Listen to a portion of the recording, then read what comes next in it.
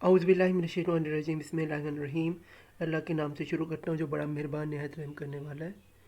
हमारे सब्जेक्ट का नाम critical thinking and reflective practices है और ये बीएड का कोर्स है जिसका कोर्स कोड नंबर 8611 है। और हम आज इसका यूनिट नंबर 1 पढ़ने जाने हैं जिसका नाम इंट्रोडक्शन टू क्रिटिकल थिंकिंग है। और मैं मोहम्मद सबला खान आपसे मुखातिब हूँ और हमारी यूनिवर्सिटी का नाम अल्लामा इकबाल ओपन यूनिवर्सिटी है। तो आए स्टूडेंट्स शुरू करते हैं। सबसे पहले हम देखते हैं इंट्रोडक्शन इस चैप्टर का। ये है जी, critical thinking is a concept that has been developed in various forms in the past two millenniums. यानी कि क्रिटिकल थिंकिंग जो है वो एक कंसेप्ट है जो कि डेवलप हुआ है पिछले 2 मिलेनियम्स के अंदर। फिर है जी, although the term critical thinking was used more commonly in last first half 20th century, यानी कि 20वीं सदी में जो है क्रिटिकल थिंकिंग का जो है उसकी स्टार्टिंग में जो है यानी शुरुआत में जो है वो क्रिटिकल थिंकिंग का जो टर्म है इसका बहुत ज़्यादा इस्तेमाल हुआ। फिर है Edward glacier 1941 has define critical thinking. ये एक में स्कॉलर थे, उन्होंने इसको कुछ इस तरह से क्रिटिकल थिंकिंग को डिफाइन किया। वो कहते हैं the ability to think critically involve 3 things, यानी कि 3 हिस्सों में जो है क्रिटिकल थिंकिंग जो है वो डिवाइड होता है। नंबर 1 क्या है जी, an attitude of being dispose to consider in a through thoughtful way the problem and subject that come with in the range of one's experience. यानी कि किसी एक के जो थॉट या एक्सपीरियंस है उसके एटीट्यूड में जो प्रॉब्लम को सॉल्व करना है उसका जो तरीका है उसके लिए किसी किसी की ना किसी की एक्सपीरियंस की ज़रूरत होती है, उसको हम कहते हैं एन एटीट्यूड। फिर है जी, knowledge of the method of logical inquiry and reasoning. यानी कि मेथड क्या है, लॉजिकल यानी लॉजिक के साथ, और रीजनिंग यानी कि खुद अपनी सोच विचार के साथ उससे नॉलेज आता है, उसे नॉलेज के लिए। फिर some skills in applying those method. Some skills जो है उसके लिए जो है इंसान के अंदर जो है इसको सोसियत होनी चाहिए काम करने की, वो ही अप्लाई करते तो मेथड्स करके ये 3 चीज़ें एन एटीट्यूड, फिर नॉलेज और स्किल। फिर after completing of this unit you will be able to, आप जब ये चैप्टर ख़त्म कर लेंगे तो आपको स्टूडेंट्स क्या आएगा, understand the phenomena of critical thinking. आप अंडरस्टैंड करेंगे फिनोमिना क्रिटिकल थिंकिंग का। फिर describe how phenomena of development in field of education. फिर आप देखेंगे फिनोमिना क्या है डेवलपमेंट ऑफ एजुकेशनल फील्ड के अंदर। आगे स्टूडेंट्स चलते हैं जी, देखते हैं लर्निंग आउटकम इस चैप्टर की क्या है। वो है जी, raises vital questions and problem. यानी कि इसमें रेज क्या होते हैं, वाइटल क्वेश्चंस और प्रॉब्लम। फिर है जी, gather and assess relevant information come to well reasoned conclusion and solution. यानी कि इसमें हम रीज़न और कंक्लूजन और सोल्यूशन को भी देखेंगे। फिर then offer them after testing against relevant criteria study. यानी हम उसमें रेलिवेंट क्राइटेरिया और स्टैंडर्ड को भी देखेंगे। फिर reflect open माइंडली with in alternative system of thinking. हम देखेंगे रिफ्लेक्ट करेंगे, रिफ्लेक्शंस को देखेंगे जो कि ओपन माइंडली ऑल्टरनेटिव सिस्टम यानी कि जो मुख्तलिफ किस्म के सिस्टम है उनकी जो थॉट को है हम देखेंगे। फिर है जी, elaborate effectively his her own. यानी कैसे कोई इंसान जो अब मर्द हो या औरत हो वो अपना कंक्लूजन जो है किस तरह से देता है इफेक्टिवली, वो भी हम इलेबरेट करेंगे। आगे इसमें बाकायदा आगाज़ करते हैं चैप्टर का। सबसे पहले देखते हैं जी हमारे पास क्या है, origin of critical approaches in social sciences. यानी कि क्रिटिकल थिंकिंग के अंदर जो डिफरेंट अप्रोचेस हैं सोशल साइंसेज वो हम देखने जाने स्टूडेंट्स। पहले हमारे पास क्या है, critical thinking is not a new concept. Critical thinking जो एक नया कंसेप्ट नहीं है, it goes back to the last the known anthropology of Socrates vision of teaching and learning which comes back in last to 25,000 years ago। यानी Scarlett का मतलब, scars का मतलब होता है सुकरात। स्टूडेंट्स हमने सुकरात का ही सुना होगा। तो 2500 साल पहले सुकरात ने जो क्रिटिकल थिंकिंग का कंसेप्ट है उसका विजन था इसमें टीचिंग का और लर्निंग का, जो जो जिसके ज़रिए उसने जो है इसकी बुनियाद रखी थी। तो जो सुकरात था वो क्रिटिकल थिंकिंग का समझने जो है वो बानी था। आगे, इन those times the method of questions answers and questioning the existing belief was a unique mode of critical thinking, यानी कि उस ज़माने में जो है क्वेश्चन सवाल पूछना, जवाब देना, क्वेश्चन आंसर करना और दूसरे किसी की बिलीव करना जो था, ये एक यूनिक सा एक आइडिया था जो कि इससे पहले किसी ने इस तरह से सोचा नहीं था, लेकिन सुकरात ने सोचा था। फिर Socrates recognized the fact that one cannot rely upon those in authority to have complete knowledge and insight, यानी कि हर सुकरात समझता था कि ये कि रिकॉग्नाइज जो ये हर बंदा नहीं कर सकता अथॉरिटी को, और कंप्लीट नॉलेज किसी के पास भी किसी की चीज़ के बारे में नहीं हो सकता, उसे फैक्ट्स देने पड़ते फिर ही उसके पास पूरा नॉलेज होता है, उसके लिए उसे क्रिटिकल थिंकिंग करनी पड़ती है, ये उसकी सोच थी। फिर है John Davy agreed to that, and he also focused more on developing things skills rather than merely transform of knowledge, यानी कि जॉन डेवी जो थे ये अभी 20वीं सदी के जो हैं ये स्कॉलर गुजरे हैं, तो इन्होंने जो थे ये भी इंस्पायर्ड थे यानी सुकरात से, यानी स्कॉलर से, और उन्होंने उनका भी यही मानना था कि फोकस करना चाहिए डेवलपमेंट थिंकिंग को, क्रिटिकल थिंकिंग पे डेवलपमेंट, और उस पर उसी से स्किल आता है और उसी से ट्रांसफ़र होता है नॉलेज। फिर है जी नाउ पॉसिबिलिटी टू क्वेश्चन, अब कौन से पॉसिबल क्वेश्चन होते हैं, वो एंड ऑब्जेक्टिव, यानी कि ऑब्जेक्टिव हो और उसका कोई एंड हो। फिर है जी the status and words of question, यानी कि स्टेटस क्या है और आपका क्या है, वर्ड ऑफ क्वेश्चन क्या है। फिर है the source of information, right, information क्या है और फैक्ट्स क्या है। फिर है the mind and quality of information collection, mind और क्वालिटी क्या है इंफॉर्मेशन कलेक्ट। फिर है the mode of judgement and reasoning use, या मोड ऑफ जजमेंट और रीजनिंग फिर करनी चाहिए। फिर है the concept that makes the reasoning possible, कौन से वो कंसेप्ट है जिससे रीजनिंग जो है यानी सोच और विचार है पॉसिबल है, ये कुछ सवाल है। आगे आगे स्टूडेंट्स चलते हैं, हमारे पास आ रहे क्रिटिकल थ्योरी इन एजुकेशन। ये क्या है जी, critical theory is education in education has emerged from the wide discipline of sociology and focus at the way in which policy, political, ideological shapes education as way of challenges or maintenance existing scheme of prevailing and social control within educational plan like and other social sector, यानी कि student यहाँ पे बताया हुआ है कि जो critical thinking education में ये इमर्ज करती है बहुत सारे डिसिप्लिन्स को, जैसे सोशियोलॉजी, और फोकस करती है पॉलिटिकल आइडियोलॉजी की शेप की देती है एजुकेशन की, जो कि आजकल बड़े चैलेंजेस आ रहे हैं जिसमें मेंटेन वो करते हैं प्रिविलेज शेयर कोर्स में सोशल कंट्रोल को देखा जाता है, एजुकेशन प्लानिंग की जाती है, सोशल सेक्टर को जो पूरे का पूरा इन्होंने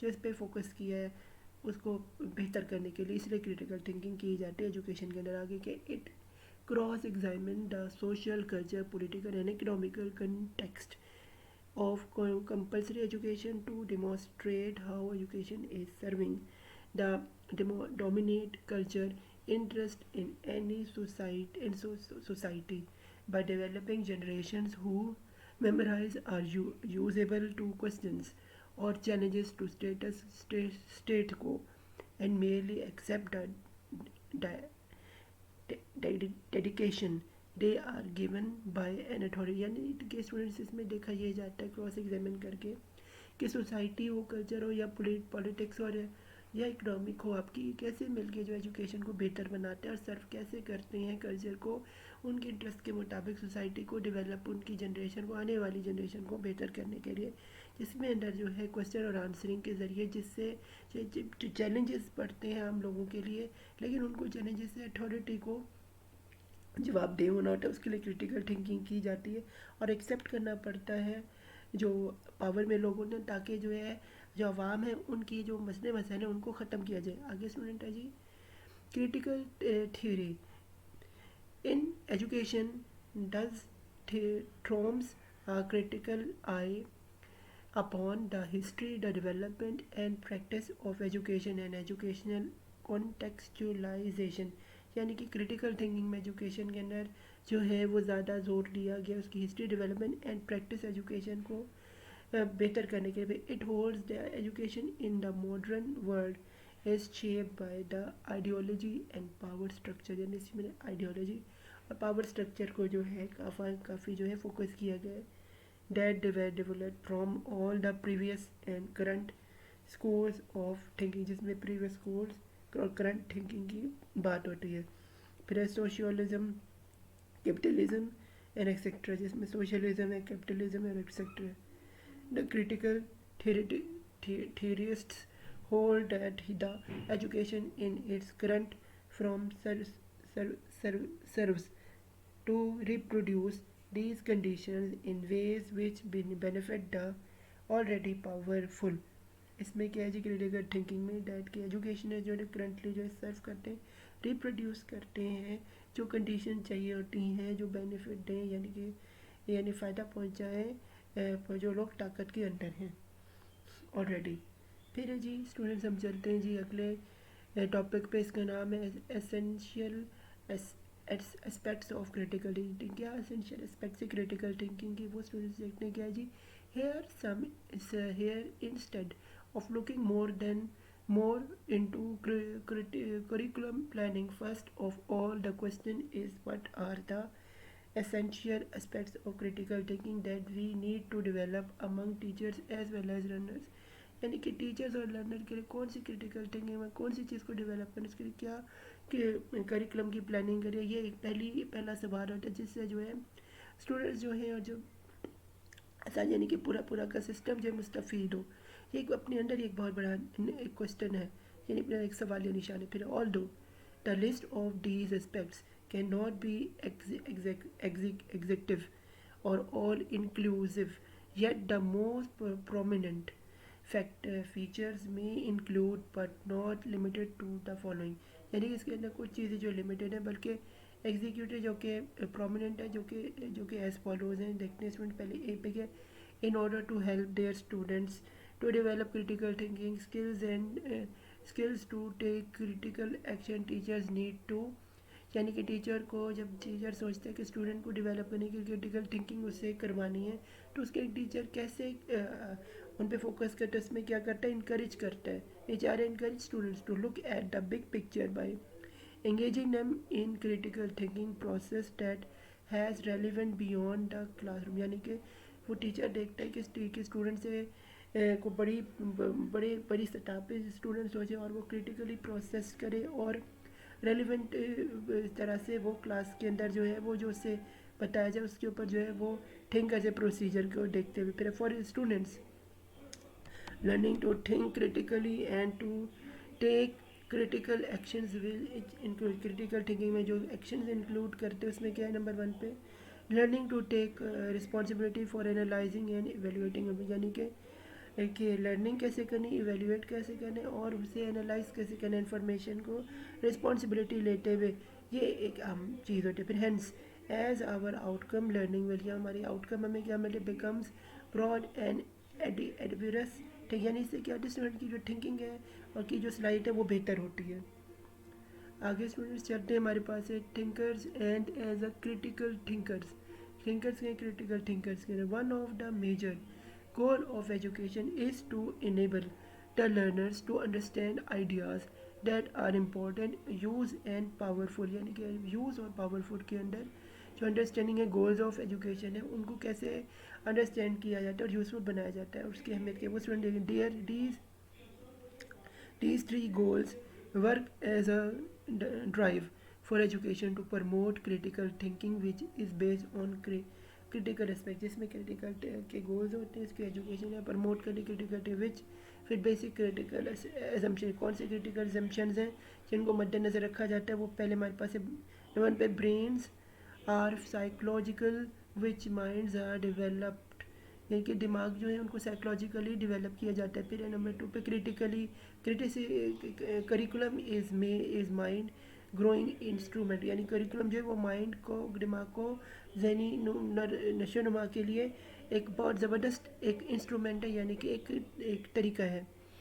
फिर है नंबर 3 पे जो education should strive upon preparing learning for self direction, यानी एजुकेशन शुड स्ट्राइव यानी स्ट्रगल का तरीका है upon preparing learning for self direction, यानी इससे क्या होता है एक जद्दोजहद का तरीका है जिससे जो एजुकेशन को प्रिपेयर किया जाता है और सेल्फ को डायरेक्शन यानी कि ख़ुद को एक सही दिशा पे लेके जाया जाता है। फिर है जी नंबर 4 पर graduates should be prepare for thinking their way through challenging life, यानी कि चैलेंजिंग लाइफ को किस तरह से आगे जाके ज़िंदगी में डील करना है, उसके लिए ग्रेजुएट्स को जो है तैयार किया जाता है। वो किस तरह किया जाता है? क्रिटिकल थिंकिंग के ज़रिए। फिर है जी careful analyse, clear thinking and reasonable deliberate are fundamental to democratic life, यानी कि खुद मुख्तियारी की ज़िंदगी को हासिल करने के लिए उनके अंदर क्रिटिकल थिंकिंग डाली जाती है, जिससे वो सवाल कर सकें और क्लियर हो सके अपनी जहनीत के मुताबिक, और एनालाइज कर सकें केयरफुली जो कि आसपास जो मसले मसाइल जाने उनके सही तरह से असेस करने के लिए। आगे स्टूडेंट्स चलते हैं जी। ये जी टीचर एजुकेशन प्रोग्राम में इंक्लूड बेसिक कोर्सेज। वो कौन से बेसिक कोर्सेज हैं जो कि टीचर एजुकेशन प्रोग्राम में होने चाहिए? वो है नंबर 1 पे functions to heighten the awareness of faculty to the challenges of bringing critical thinking sustainably into इंस्टिंक्शन, यानी कि किस तरह से जो है हाईली अवेयरनेस दी जाए फैकल्टी को, जिससे चैलेंजेस ब्रिंग किए जाए, जैसे क्रिटिकल थिंकिंग जो है वो बेहतर की जाए। नंबर 2 पे है provide some strategies for upgrading the effectiveness of instruction, यानी कि अपग्रेड कैसे किया जाए, स्ट्रेटजीज कैसे बनाए, जैसे इफेक्टिवली जो है वो इंस्ट्रक्ट किया जाए, ये इसके अंदर जिससे उनकी ग्रेड ऊपर आ सके, इस पे फोकस किया जाता है। नंबर 3 पे क्या ले आप foundation for following up workshops, यानी कि वर्कशॉप कैसे जो है उसको जो फॉलो अप दिया जा सके, इस पे भी मद्देनज़र इस पे भी फंक्शन पे काम किया जाता है। फिर है जी उसकी फाउंडेशन कैसे रखनी है। फिर teachers need to recognize explicit that critical thinking is not just one of many divergent educational aims, but it rather a way of thinking and learning a high level of effectiveness. They learn to use all other reforms trend as a support for higher level of thinking in both the teachers and learning process, यानी कि teacher और learning process को recognise करके इसमें educate करके rather than teaching and learning को high level पे कैसे इफेक्टिव बनाया जाता है, उसके बाद रिफॉर्म्स किए जाते हैं, सपोर्ट किया जाता है। हाई लेवल को थिंकिंग के अबाउट क्या है, टीचर और लर्निंग प्रोसेस को बेहतर करने के लिए क्रिटिकल थिंकिंग की जाती है, इफ़ेक्टिव की जाती है। फिर है हमारे पास फर्दर रीडिंग्स, इसमें क्या critical thinking in everyday life, strategies required for development as a critical thinker. उसमें क्या कुछ स्टेजेस हैं, जो एज स्टेज आप देख रहे हैं। पहली स्टेज है हमारे पास the unreflective thinking, we are unaware of significant problems in our thinking, के कौन सी सिग्निफिकेंट प्रॉब्लम्स है हमारी थिंकिंग है। फिर है नंबर 2 पे द चैलेंजेस थिंकर्स, फिर है जी we becomes aware of problems in our thinking. फिर है नंबर 3 पे द बिगनिंग थिंकर, कौन सी बिगनिंग थिंकर्स हैं, we try to improve but without regular practice, कैसे इम्प्रूव कर सकते हैं रेगुलर प्रैक्टिस करके। फिर है नंबर 4 पे the practice thinking, we recognize the necessary of regular practice, कैसे रेगुलर प्रैक्टिस के ज़रिए जो है प्रैक्टिकल थिंकिंग स्टूडेंट्स कर सकते हैं या कोई भी आम जिंदगी में कर सकते हैं। नंबर 5 पे क्या द एडवांस्ड थिंकिंग है, we advise in accordance with our practice, advise करें अकॉर्डेंस विद आवर प्रैक्टिस। फिर है नंबर 6 पे द मास्टर थिंकिंग है कि skills and insight things become second nature to use, यानी कि सेकंड थिंकिंग को कैसे इंसाइट करके यूज़ में लाया जा सकता है, उसके लिए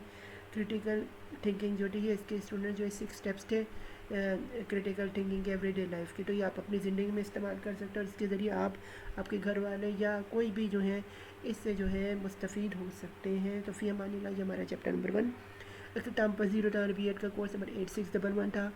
तो good luck to final exam. मेरे चैनल मोहम्मद सबला खान को सब्सक्राइब करें, मुझे सपोर्ट कर, वीडियो को ज़्यादा स्टूडेंट से शेयर करें ताकि उससे मुस्तफ़ीद हो जाए। मुझे दुआ में याद रखेगा। अल्लाह हाफ़िज़।